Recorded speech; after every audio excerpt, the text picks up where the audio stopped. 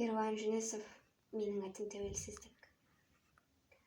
Алып қорғанның құлағанын көрдім, небәрі 6 жасымда. Алып тұлғалар жұбалғанын көрдім, бастарын сүйеп ғасырға.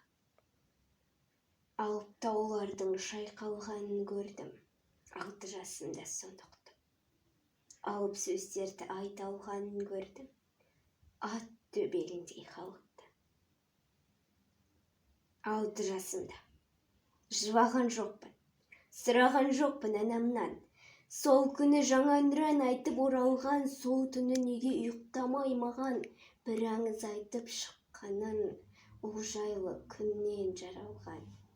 Түсінбесем де тыңдаймын, онсыз да оны жесірлік салған, жастқан еді мұң қайғы.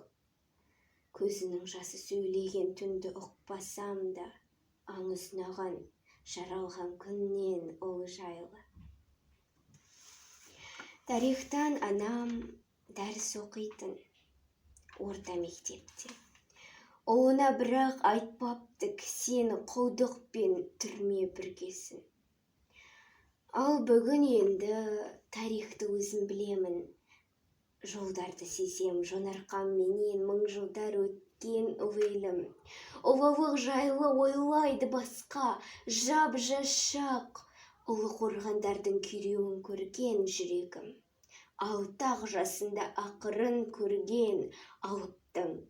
Тәуелсіздік ше, ол менің тегім. Ұлдарыма оны дарттым. Тәуелсіздік мен, ол менің асқақ аңызым.